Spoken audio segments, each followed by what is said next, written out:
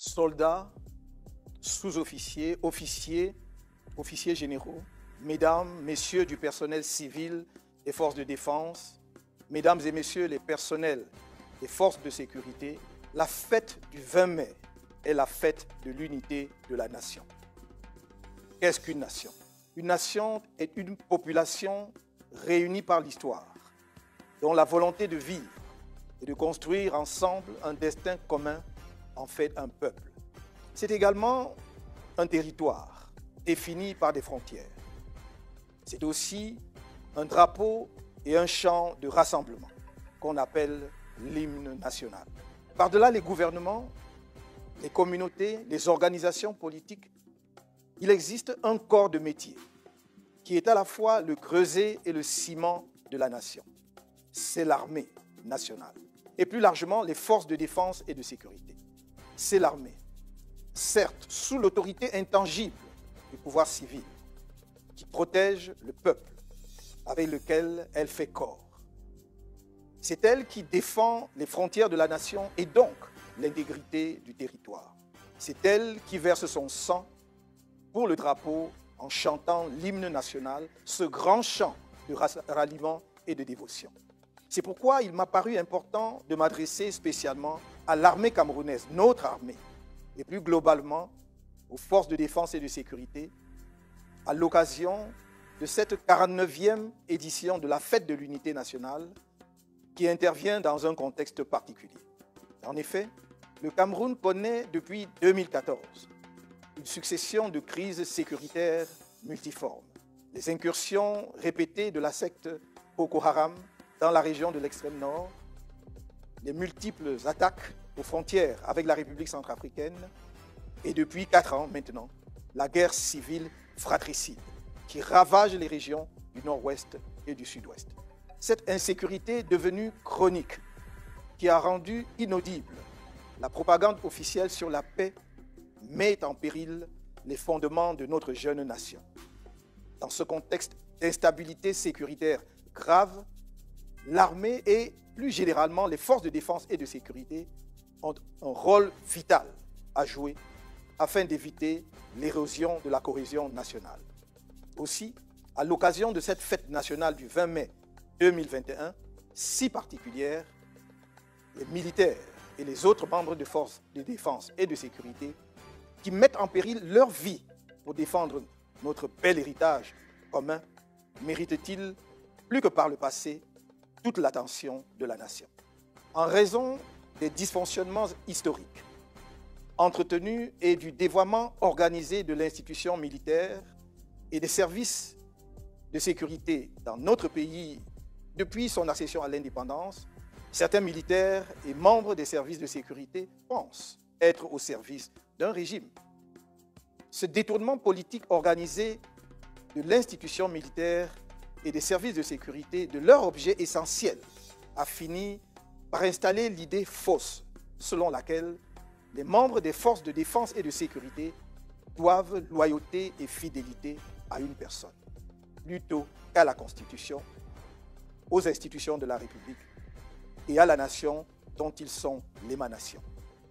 Dans mon programme électoral, lors de la campagne présidentielle d'octobre 2018, j'avais esquissé quelques grands axes pour la réforme, la modernisation et la professionnalisation de notre armée.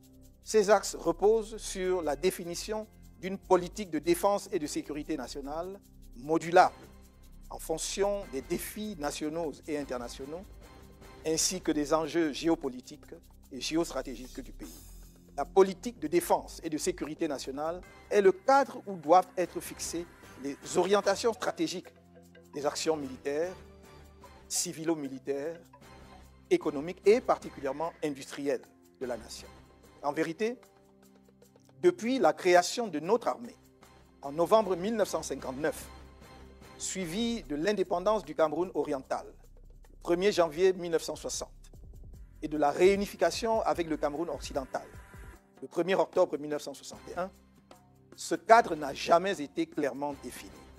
Les difficultés structurelles qui touchent les points vitaux de la nation ne sont que les conséquences directes de ce déficit organisé de débats citoyens et démocratiques fondamentale. C'est dans ce contexte que, malgré les évolutions, tant au niveau national qu'international, le gouvernement s'accommode encore de la loi de 1967, pourtant caduque, portant Organisation générale de la défense. Les 21 décrets relatifs à la modernisation et à la professionnalisation de l'armée, pris par le président de la République, chef des armées en 2001, qui constituent une curiosité juridique, n'y changent rien. Notre politique de défense et de sécurité doit s'inscrire à l'intérieur dans une double logique. D'une part, celle du dépassement des clivages et des replis identitaires sous toutes leurs formes. D'autre part, celle de l'enracinement durable de la paix et de la culture démocratique dans la nation tout entière. Ce doit être l'objectif majeur de construction nationale. Une politique de défense et de sécurité qui ne place pas l'homme au cœur de ses préoccupations a peu de chances d'atteindre les objectifs stratégiques et opérationnels qu'elle poursuit. C'est pourquoi la condition militaire doit être l'objet de toutes les attentions. Dans cette perspective, l'adoption d'une loi sur les pupilles de la nation est, comme je l'ai dit à plusieurs reprises, un impératif et une urgence. Car est-il normal que les enfants orphelins mineurs, des hommes et des femmes morts pour notre nation, continuent d'être abandonnés à leur triste sort? Il est urgent que l'État prenne en charge la scolarité et les frais de santé des enfants mineurs dont les parents ont perdu la vie sous le drapeau. Dans le même ordre d'idée, il est insoutenable de voir des blessés de guerre abandonnés dans les hôpitaux ou réclamer leurs maigres primes, parfois même devant les caméras en présence de leurs ministres. Il y a eu, ça et là, des erreurs et même des fautes graves sur les règles d'engagement des forces opérationnelles. Nous devons les corriger, les prévenir et infliger les justes sanctions quand elles s'imposent. Mais pour avoir eu l'honneur et le privilège de travailler avec certains de ses composantes sur des dossiers vitaux pour notre pays, je sais et ai toujours dit que l'armée camerounaise est l'une des mieux formées et des plus professionnelles de notre continent. J'en éprouve une fierté particulière. Dans le Cameroun de demain, nous placerons la justice, l'état de droit, la bonne gouvernance, le respect de la dignité humaine, l'honneur de nos soldats et la démocratie au cœur de notre action politique.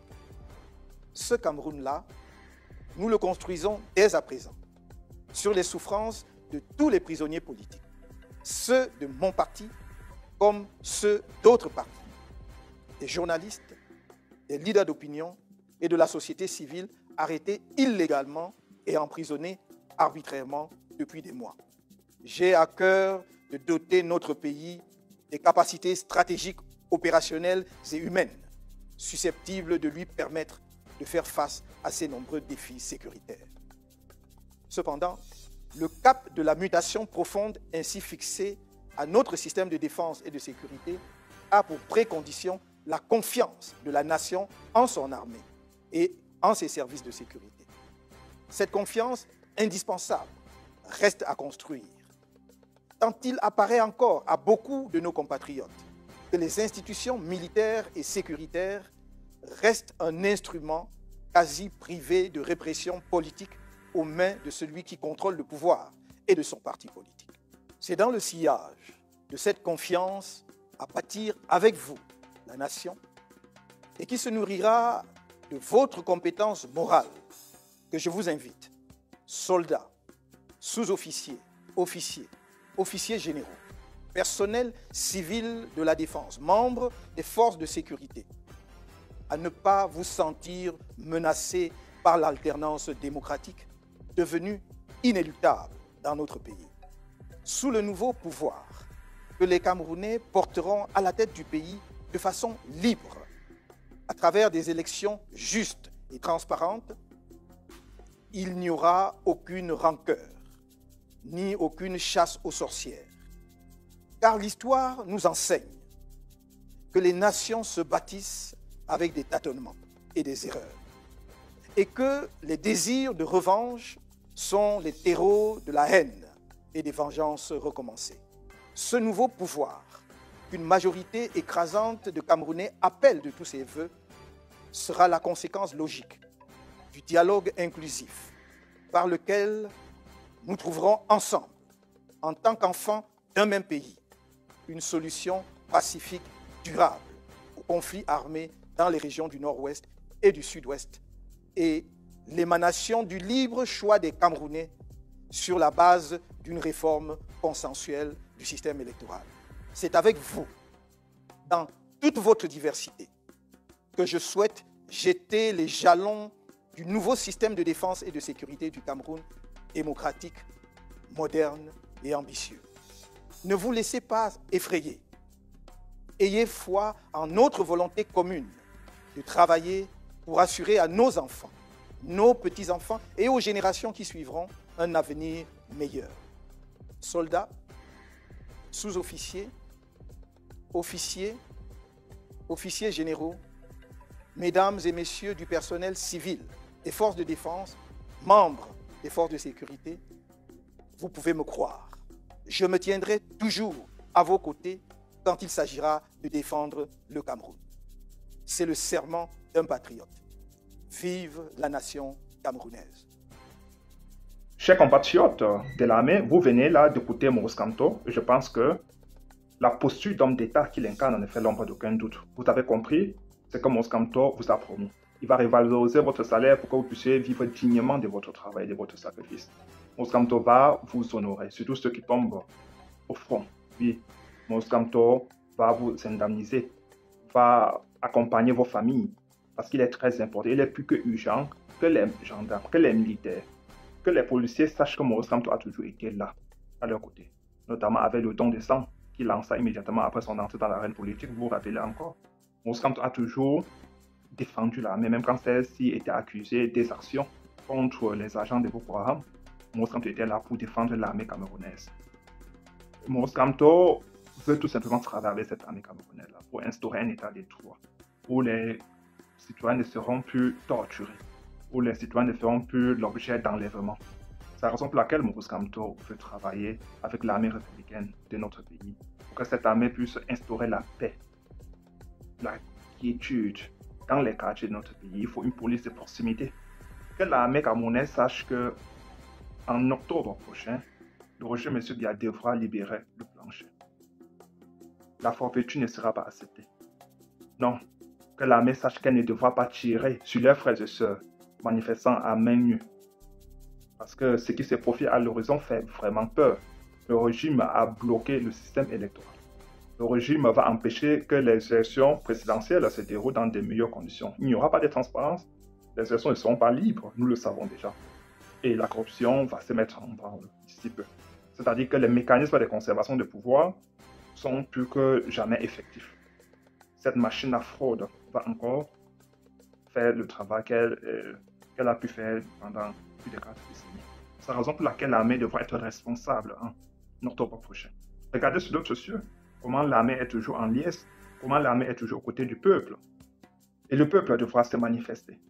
Le peuple devra inverser le rapport de force sur le terrain. L'armée ne devra pas obéir au régime, parce que le plus souvent, vous avez vu que certains peuplades galeuses ont tiré sur les manifestants à main nue entre 2018 et 2020. Et beaucoup portent des séquelles à vie, parce que certains peuplades galeuses ont soumis nos compatriotes à des tortures. On branchait leurs compatriotes au courant électrique, on trempait leur tête dans la fange et on demandait aux Camerounais de boire cette fange. Quelque chose qui est inacceptable. Le traitement inhumain et décadent. Ils ont écrasé les testicules, monté sur des femmes. La torture était systématique au Cameroun entre 2018 et 2020. C'était animalier. C'était atroce. Que l'armée camerounaise prenne des dispositions pour que cela ne se répète plus jamais dans notre pays. Il y aura un état de droit où tout le monde est respecté, où tout le monde est pris en considération. Que l'armée sache que Maurice Kamto fera toujours tout pour qu'elle puisse trouver sa place dans notre pays. Et pour qu'il y ait un rapport humain avec les compatriotes, pour que l'armée vive dans un certain amour avec leurs frères et sœurs, avec des citoyens camerounais. Il faut que cela soit connu, il faut que cela soit que tout le monde sache que Maurice Kamto ne vient pas pour brimer, pour condamner l'armée, mais Maurice Kamto veut travailler avec cette armée. Oui, ça se passe ailleurs sur d'autres cieux. Chers compatriotes, voyez-vous que Maurice Kamto est là pour un changement dans la paix. Et à travers les unis, il ne compte sur aucun pays occidental, il ne compte sur aucun milice armé. Rappelez-vous que quand la victoire de Maurice Kamto fut volée, et fut spoliée de sa victoire en 2018, un groupe armé fit irruption dans son parti pour lui demander de donner son approbation pour qu'il puisse perpétrer un coup d'État au régime de M. Biya. Peut-être que c'était monté de toutes pièces, mais Maurice Kamto n'avait pas cédé. Parce qu'il ne veut pas arriver au pouvoir à tout prix, à tous les prix. Il ne veut pas les fusions descendre dans notre pays. Non, il ne veut pas de cela. Vous le savez, cher ami, vous le savez, vous avez travaillé avec Maurice Kamto dans plusieurs dossiers. Vous savez que c'est un homme d'État, un homme juste, un patriote. Travaillons pour que son arrivée au pouvoir soit une réalité en octobre prochain et que tout le monde puisse trouver son compte, que le peuple camerounais, les jeunes puissent trouver du travail, que l'armée, les policiers, les gendarmes, toutes les forces de maintien et l'ordre de sécurité, que tous puissent être pris en considération, qu'ils puissent obtenir un salaire décent. Oui, c'est ce que Maurice Kamto propose, c'est ce qui servira au peuple camerounais. Tout le monde trouvera son compte, tous les enfants, tous les fils et filles du Cameroun resteront au Cameroun et vivront de la sueur de leur front. Oui, ils trouveront leur compte au Cameroun parce que le contexte, ce contexte sera créé. Oui, un contexte privé de corruption, de népotisme, privé de violence. C'est un contexte d'amour, de fraternité républicaine, d'esprit républicain. Oui, ça sera cela qui devra animer nos actions à l'avenir, chers compatriotes. Je vous prie de partager massivement cette vidéo et surtout abonnez-vous.